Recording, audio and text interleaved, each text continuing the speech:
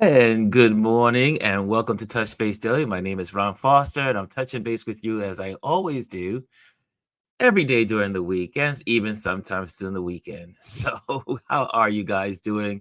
Happy Tuesday. It is Tip Tuesday, and today we'll be talking about uh, how to find a event photographer. Let me just, as I need to always do my trusty banners. The trusty banners are always wonderful as I share. But it's Tip Tuesday, and we're gonna be talking about tips on how to choose an event photographer for business and personal events.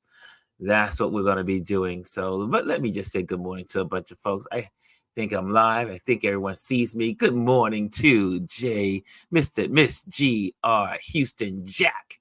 Lisa's in the building. I see her. Yes. And so it's going to be an easy start. Today is Education Day. It's Tip Tuesday. And that's what we do here. But as we wind in, well, I should say slide into education. Hey, Derek is in the building. What's going on? We're gonna wait for some folks to get here. At least give them at least 5 minutes, right? 5 minutes. So I don't know if you've been checking out the headlines. I always like to give you guys the headlines before we start, so that way you can kind of like put your eyes on some things that are happening in the world.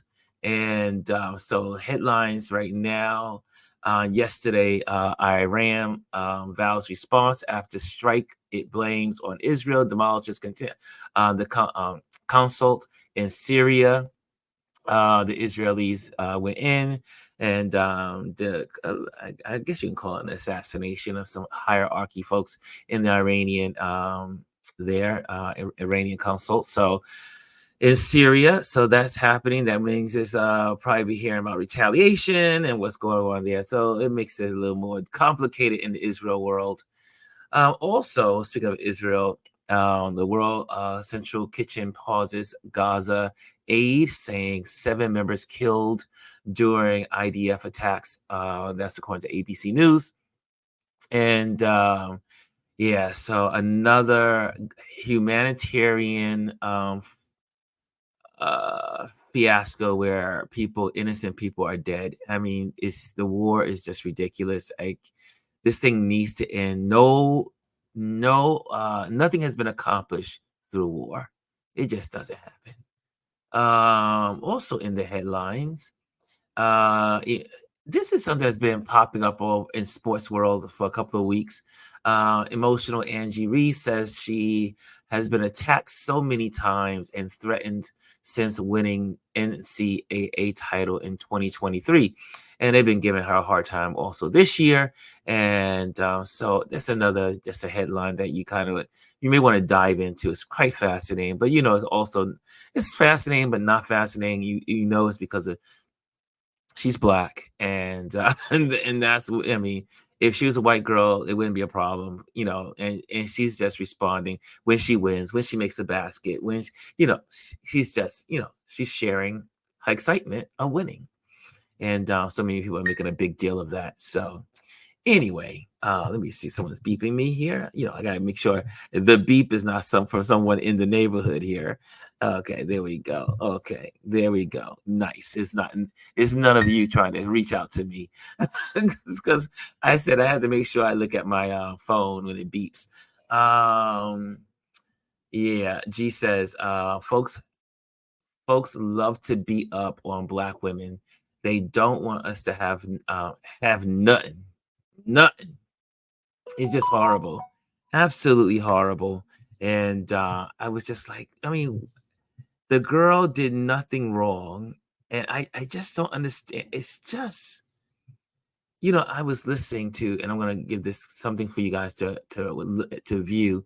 I think it's gonna be really good for you to dive into. Um, but America has a problem. And for those that don't think America has a racist problem or racist root problem that needs to be uprooted, I don't know what planet you're living on. I don't know what country you're living in. I just don't know. It is evident in every way.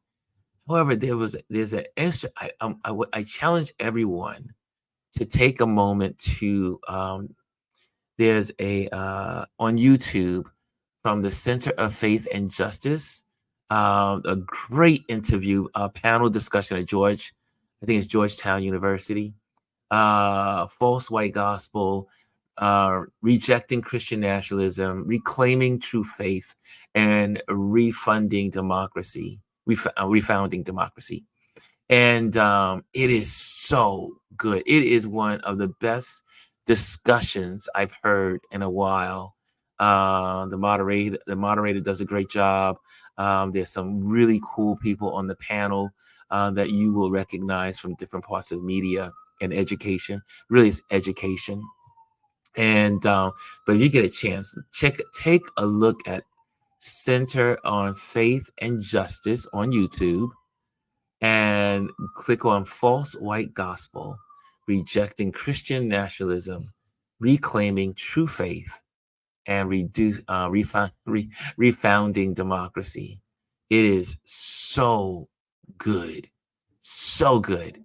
And I just wish more white people would see this kind of, I mean, it's good for everyone.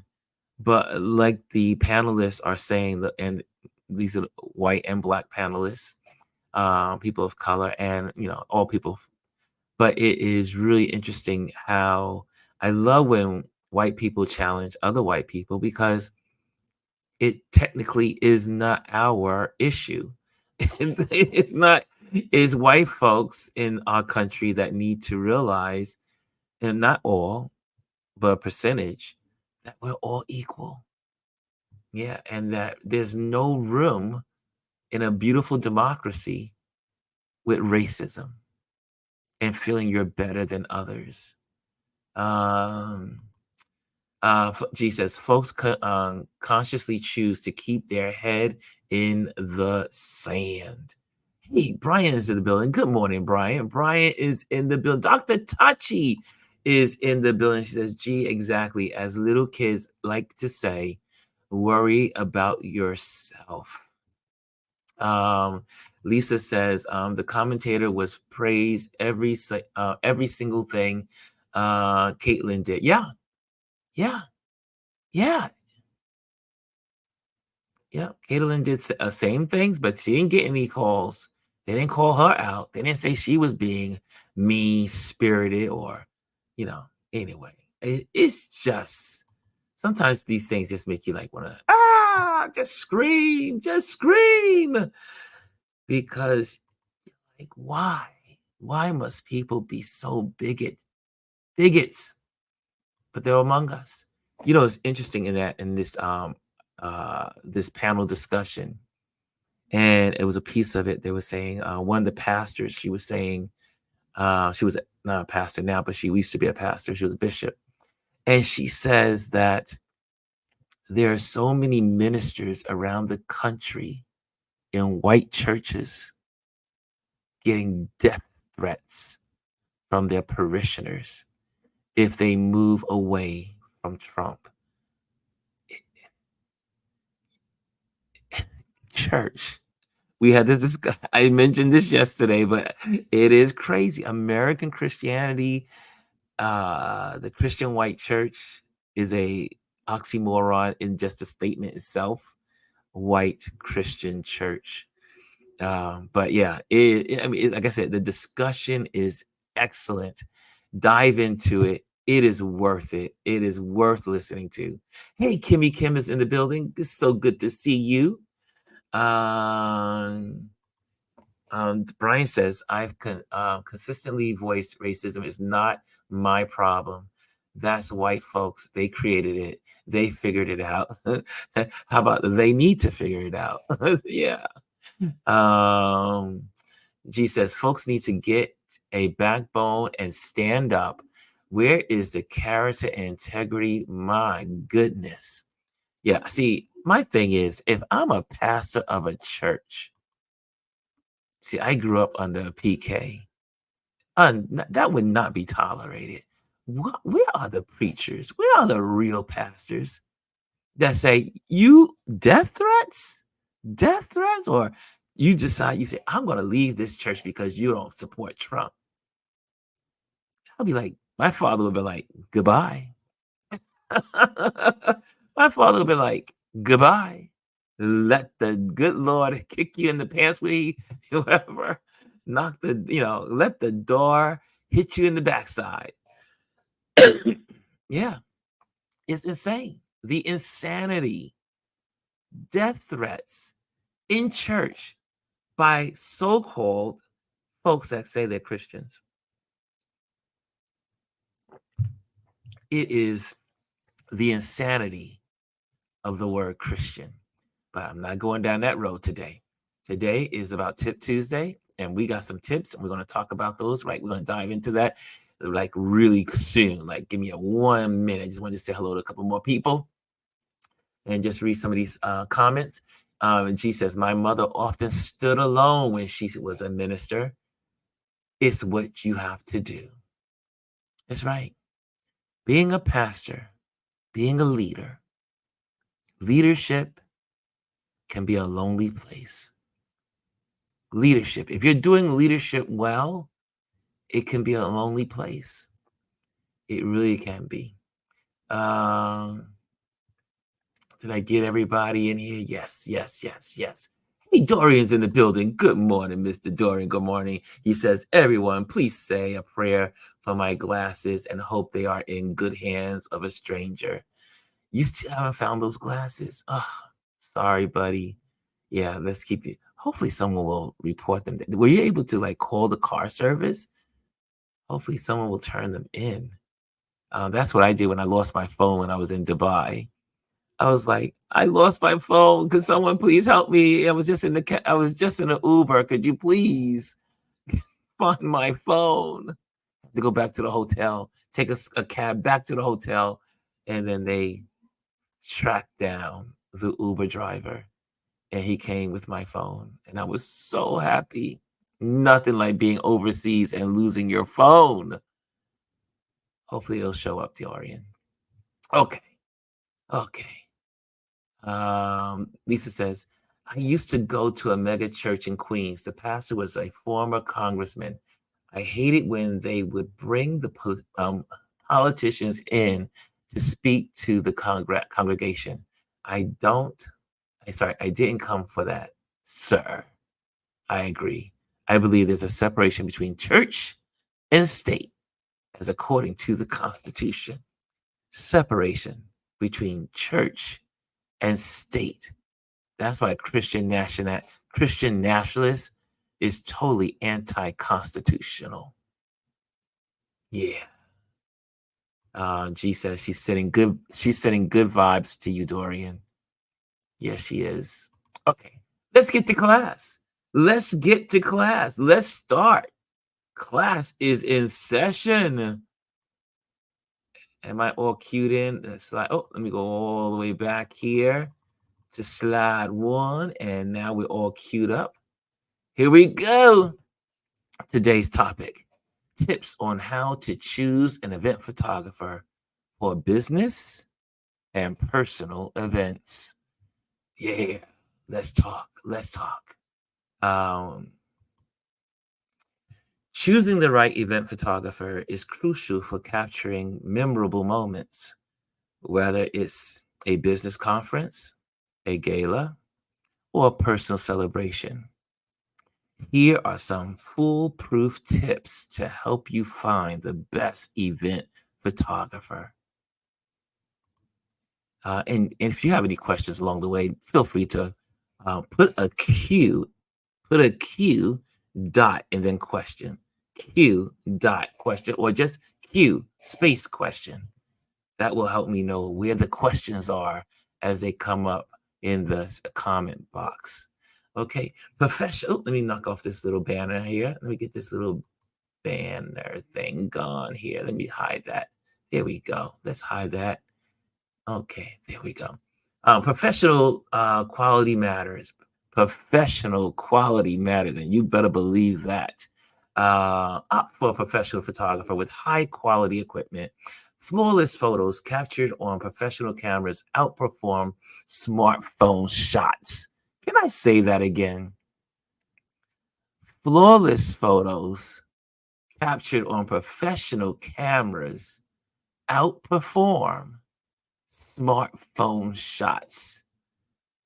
All the folks out there that say, "Oh yeah, I just need a bunch of folks to come with their cell phones, and they're gonna take great shots, and I'll use that for my wedding." Not for wedding. Elite skills are showcased through exceptional pictures. Professional photographers understand which moments are important to capture, provide a list of VIPs, and they'll secure the perfect shots. Yes, the shot list. I always ask my clients, please give me a shot list. When I'm shooting for the Manhattan Chamber or shooting for the Brooklyn Conservatory of Music here in Brooklyn, or Fort Greene Conservancy, or those are my like main gig clients, like I do repeated event photography with. And what they're all good at, all three, is giving me my shoot list. And the and not only just a list of names, they literally provide a photo and a name. So that way, as a photographer, since I am looking for faces, I look out into the world and I say, "Oh, yes, that's Mr. Such and such. Let me get his photo. Oh, look, that's Senator, what's her name? Let me get their photo." I cannot overemphasize how important the for people that are, if you're going to hire a photographer, or if you are hiring a photographer, and you have business events or special events with special people, or even your personal event, like you're doing a birthday party for mom and dad. People need to know who the real people, I mean, the most important people of the event. Nothing like a shot list or a shoot list for an event. Let me go on. Don't want to linger there too much. Backup and reliability. Yes, you want your photographer to back up all of his photos for you. For instance, I had this conversation yesterday. As a matter, this is it's things. This is me how I planned to talk about this like 2 weeks ago, and yesterday I was talking to one of my clients, and he says, "Oh man, do you have such and such photos for such and such event?" He said, "You may not have it, but that's okay, no problem." I said, "Oh no, you're one of my main clients. I have every one of your photos. I have a on cloud all of your events." And he's the new manager over events at you know, at the my clients. And I said, "Oh no, I have everything you need." He was like, "Oh my gosh, you even have such and such name." He named the event. I said, "Oh yeah, I have that event. It's in the cloud." I said, "My main clients," I said, "For most of my clients, I do retain most of the raw images for about 5 years. And then I start deleting, things that are like, but usually about 5 years. If it was just something that was like, spare of the moment, I'll probably get rid of it 3. But I keep hold of my clients' stuff. So, because you never know when they may want to go back and say, "Hey, Ron, we're having a party, and we want to create a multimedia something to create like, photo, a photo, a phototage of all the stuff that we've done in the past, and you have all those photos. Can we pick from some of those?" It's important that your photographer backs up stuff. Important. And reliability. Event photographers back up their work regularly. You won't lose precious moments due to accidental deletion or camera mishaps. Most professionals use cloud servers, ensuring you have copies, even if equipment fails. I learned that lesson years ago. I went to an event, not an event. This was I learned it for events, but I was photographing someone's home. Well, it was a client's home, doing real estate photography. And I did the staging and the setting up, and I staged it, set it up, brought the camera gear, set it up, took the photos, and got home. And the card was corrupt. It was corrupt. And I only had one card in the camera. And I said, this sucks. Luckily, the client was going to be back in the house the following, 2 days later. And then I was able to reschedule at their convenience to shoot the home all over again. And from that point on, every shoot all my cameras, one, have two cards, one for the actual shoot and one as a backup. So important. Can I tell you how important that is? Especially when people are paying you to photograph their event and you can't repeat the event. It's over. Once the event is done, it's over. Next one, seamless blending in. I love this one because this is so important. If you prefer natural, candid shots, professional photographers are experts at blending in. Yes, the professionals, not the ones that want to be photographers. They capture unique photo opportunities while everyone else is enjoying the event. uh,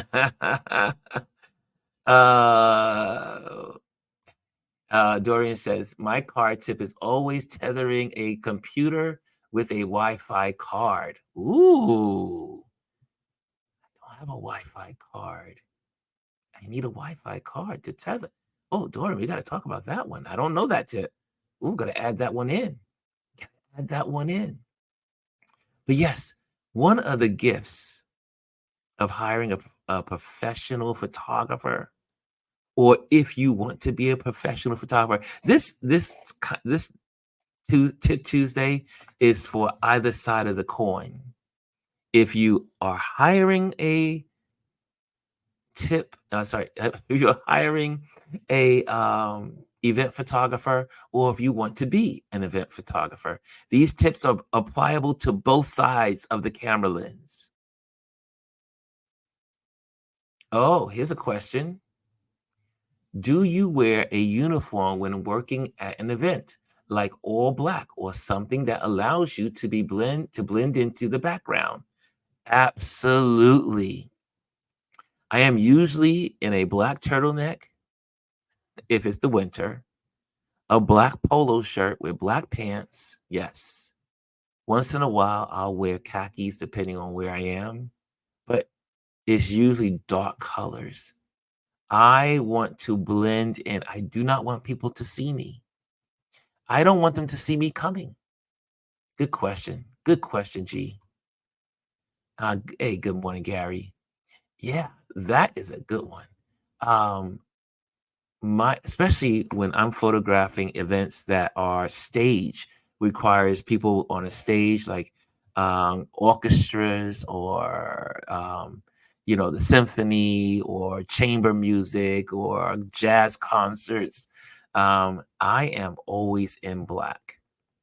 I want to blend in. I also use the columns. I use the structures of the building to hide behind, to kind of like nest myself in, and then use my zoom lens to get the shot. I'm usually in event photography using zoom lenses. I do have in my bag usually a prime lens for if someone wants to do a portrait shot, a real quick, like really nice portrait shot. But most of the time, I have two lenses and two cameras. Right. Two lenses, two cameras, and I'm moving throughout the building so that no one sees me. Okay. Elevate sharing. Share event photos on platforms like Facebook, Well, obviously, we know Instagram and all the rest of them, TikTok.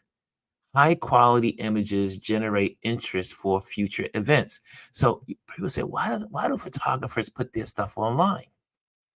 Well, first of all, one, my clients usually like when I put my stuff online because I usually include their Instagram account or Facebook account or name their business or so it's usually really cool. They like that kind of stuff. But as photographers, we want to make sure that people know what we do. I probably should do more of it. Like, I really do need to put more of my event photography out because that's what I do. I really am an event photographer. I am a street photographer, but I am also, for my bread and butter, is I am an event photographer. I do events at churches, events at office buildings, events for the community. I do events all the time. That's where that's what I said, my main bread and butter comes from event photography. Headshots come and go, but it's the event photography that I am thrilled. I get to interact and mingle with people. But yeah, share, share. Some of my friends are like, Ron, you use that. So you use social media so well. I still feel like I don't use it enough. I don't use social media enough as a photographer. Someone mentioned to me the other day, I think it was Mikey Makiro. We were hanging out, talking and chatting, and we said there are thousands and thousands of great photographers in the world, and you don't even know who they are. And the reason we were talking about is that some photographers are great at marketing themselves. They have good branding coaches. They have people that put their work out into the open, or they put their work out into the streets. They put their work on social media. They elevate their work by sharing. And the more you elevate your work, the more people see you.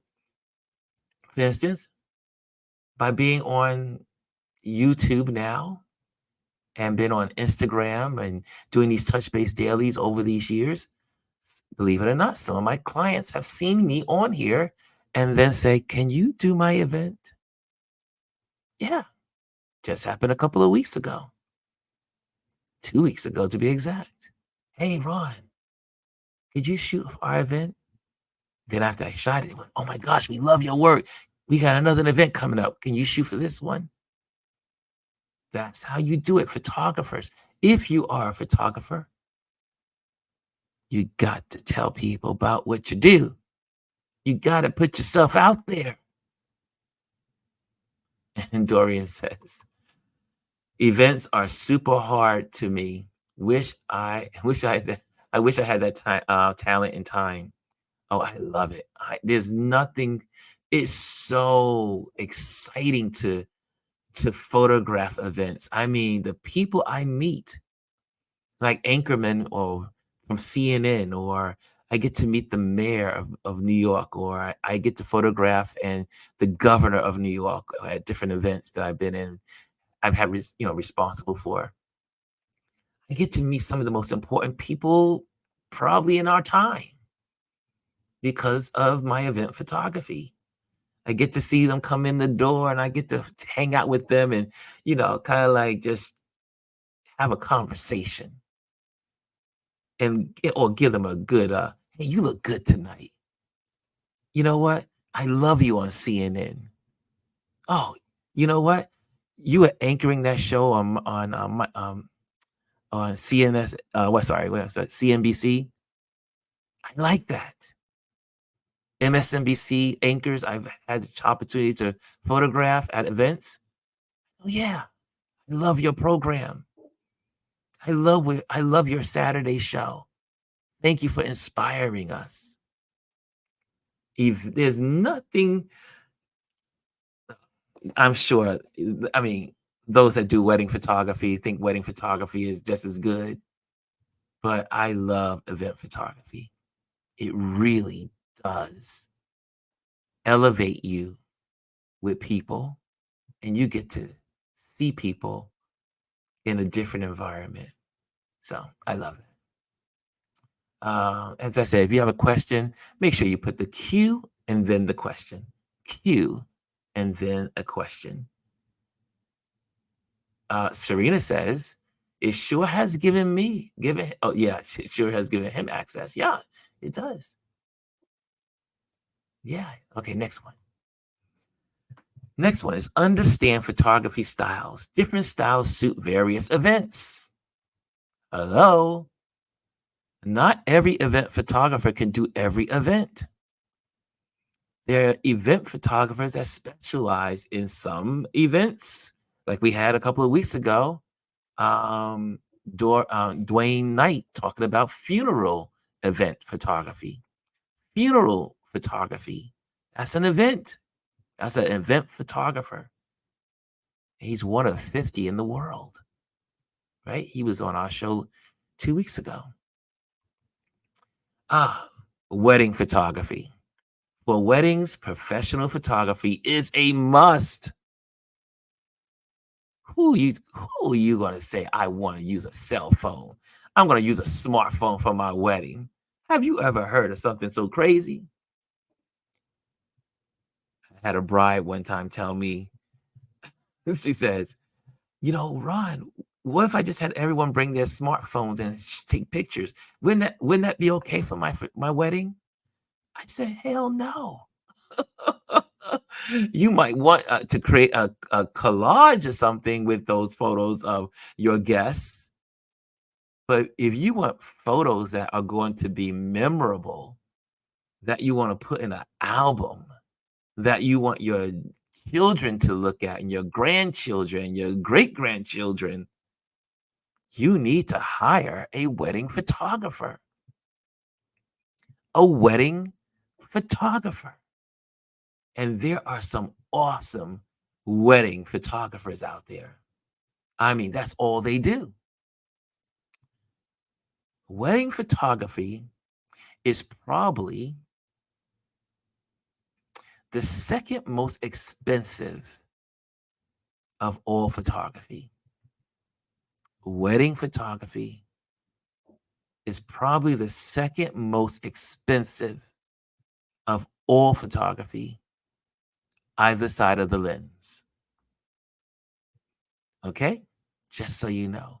You're probably saying, what's the number one? Sports photography.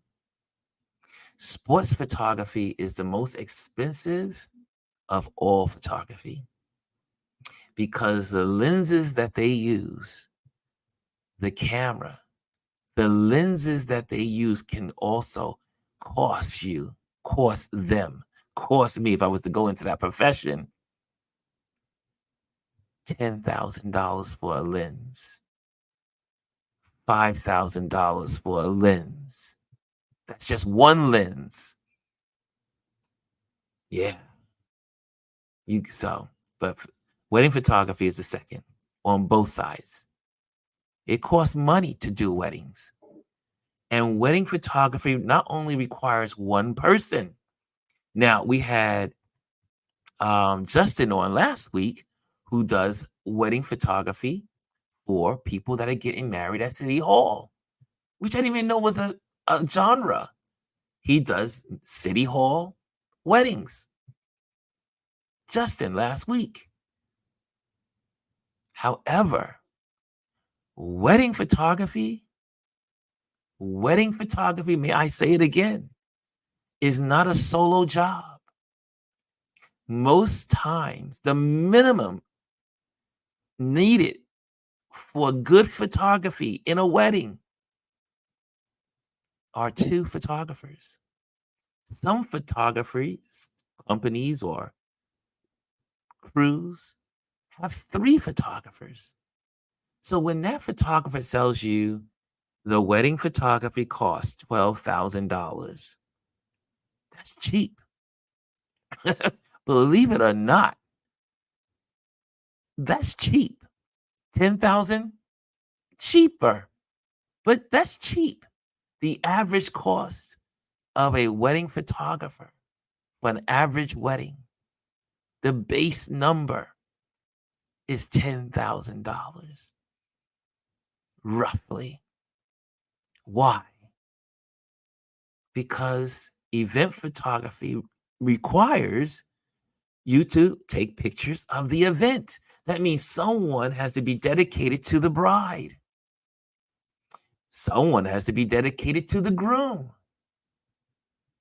And then if it's just two of you, but if it's three of you, one person he's dedicated or she's dedicated to the event, meaning the guest and the details, the cake, the forks, the knives, the napkins, the embroidery, the gown, the groomsmaids, the bridesmaids, the best man, the maid of honor. There's a lot of work in wedding photography, y'all. So I'll never forget, someone says, Ron, how much is that? How much is it to do wedding photography? And I said, about $10,000. They looked at me like, what? That's insane. And then they said, oh, someone quoted me $5,000 or someone quoted me $4,000. I said, they ain't telling you all that they need to tell you. When a wedding photographer tells you it only costs $5,000 to do a wedding, they ain't telling you the truth. There's a whole lot. You got to pay for your album. You got to pay for the selection of your photos for this big event. It's so many details, right? You got some photographers have to here it is. Dorian says another genre is editing for phone photography. One of my friends have a whole company that does that, quite lucrative. I never heard of that. But in the statement of using that, some wedding photographers, they outsource the editing. So they got to pay the editors to get you perfect and beautiful photography. Yeah, think about that. So guys, the next time you think about wedding photography or your friend says, do you know a wedding photographer? Ask them before you go to that photographer. You know it's going to cost about $10,000. Are you ready for that? And if they say no, don't bother. Let's just say don't bother the photographer. But your great photographers cost 20 grand. 20 grand. There's a whole lot of moving parts. So think about it. Don't go to a photographer and say, can you do my wedding? I only have $1,000. No.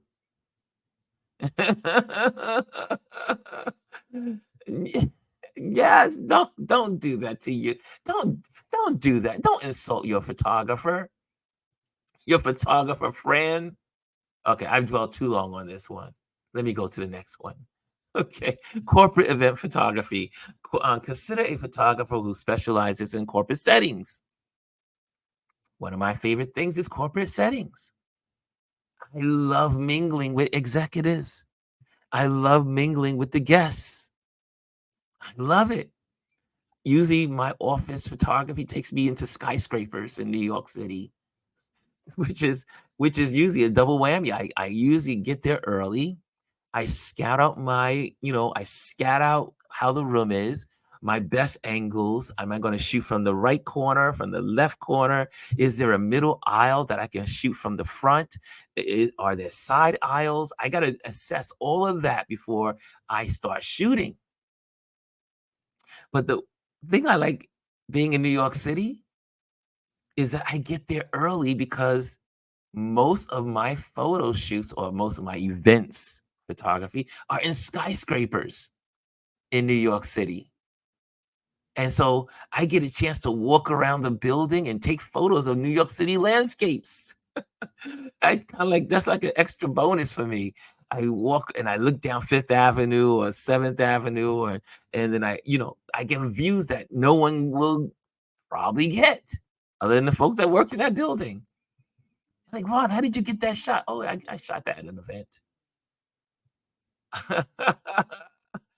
He says, Dorian says, I love corporations for the views. Yeah, we corporations in New York City have the best offices, the best views.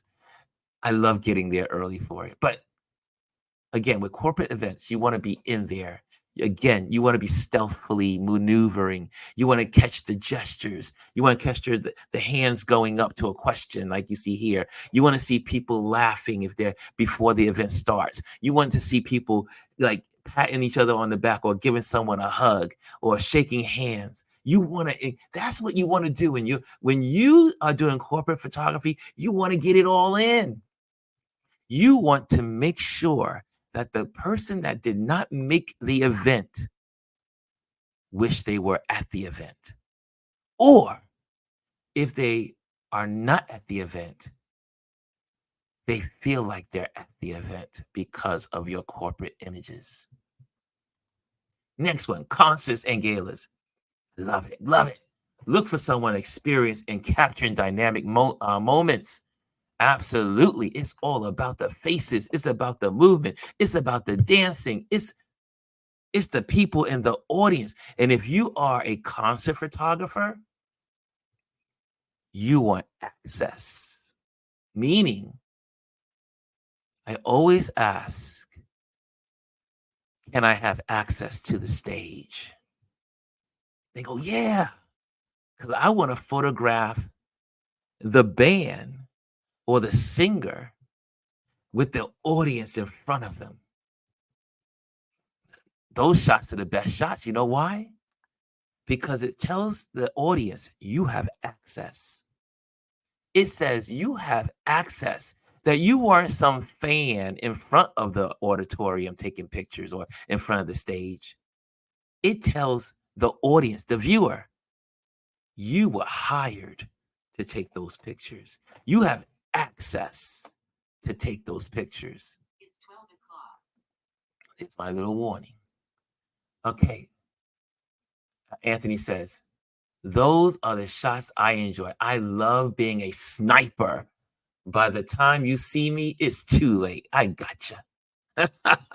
Yes, Anthony. That's how we roll in event photography. Snipers. We're clicking away. We're shooting away. Nice. Thank you, buddy. Thank you. That was a good one. I love that one. Next one. Gear matters. Gear matters in event photography. Camera bodies. Choose a camera with excellent low light capabilities. Higher megapixels counts. Pixels counts, picks up into details, but remember to consider file size to make sure I put an emphasis on that. Oh, I always have my camera on medium instead of large files. I put it on medium. Now you probably say, Ron, you could probably get more out of doing it low. I usually put it on medium, and then one of my cards is in JPEG in my camera, and the other card is in RAW. So if my client needs something really quick, and they just want something quick for I know the shot is good. They need something for their social media. I can easily go to my JPEG because it's less megapixels being used, and I can send it to them, edit real quick on a quick app, send it to them, and then they can use it for their social media the next day to tell people, oh, we had a good time last night. But yeah, camera body. Make sure you get a good camera body. In a lot of cases in today's world, mirrorless. But beware if you have the early mirrorless cameras, and you put your camera in silent mode. Silent mode will give you what they call banding, like these little lines from the LED lights in the building. You get banding if you put your camera on silent mode. Don't know why. I do believe the newer cameras, they perfected that. But yeah, you get this thing called banding. Next thing, So look at your camera body. Make sure you get the good ones. Lenses. Opt for lenses with a maximum f-stop of 2.8 or lower. Wide apertures allow more light and create a pleasing depth of field. You know, like this bokeh over here, like that little bokeh feel. Yes. Like a lens that's a 1.8, 2.8. But most of the time when you're doing events in crowds, you go for 5.6. But then when you get the individual that's speaking, you go for that 2.8. Sometimes you can even get down to a 1.8 for all the photographers out there. Yes, your lens matters. Lighting, equipment for dark spaces, portable artificial lighting, flash or continuous light is essential. You may need flash. You may need flash on a stand. You need a flash on your camera, depending on the environment. I know one thing, as an event photographer, you always have a flash.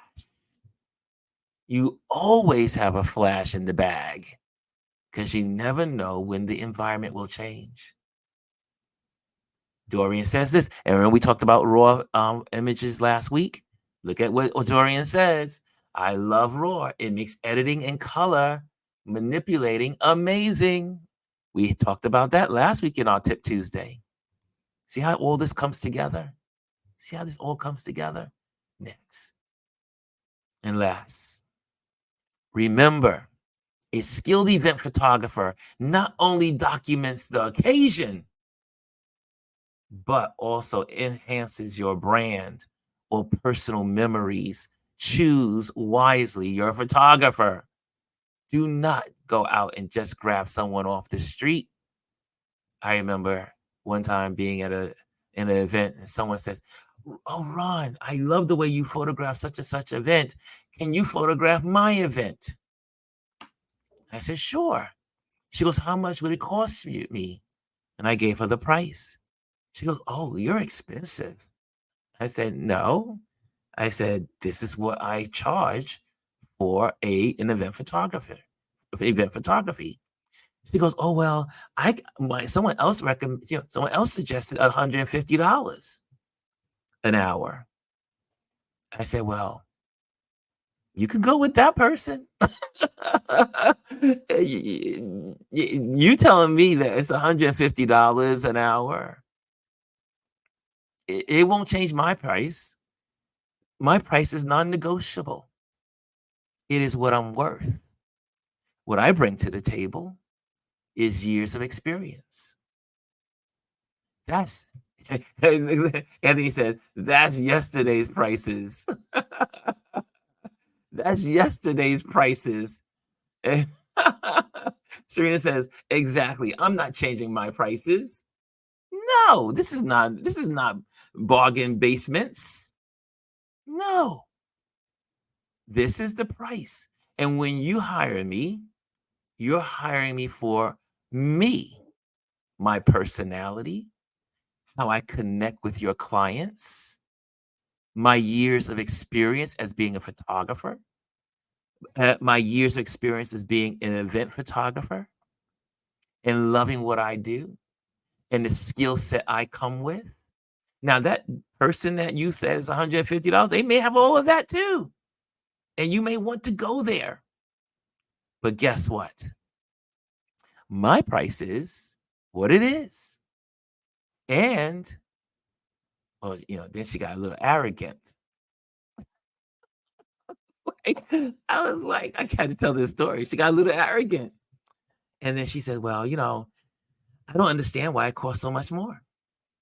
And I said, "Well, maybe," I said, I don't like to pull the periodical card, but um, I don't know if that $150 photographer has a National Geographic behind them, or the New Yorker has a photo in one of those establishments. Not to pull out the card, but I said, you hire for experience. You hire for the experience that the person brings to the table. Oh, and then when I said that, she was like, "Oh." So yeah, you know, you hire. And then, one of my family members hired for engagement party, a a less expensive photographer, and she was like, "Oh, Ron, I wish I would have hired you. I thought I was saving me money, and I hated every one of those photos. They were so unprofessional. They were so there was no rhyme or reasoning to those photos, and I lost my engagement photos because I went cheap." I said, "That's the price of going cheap, right?"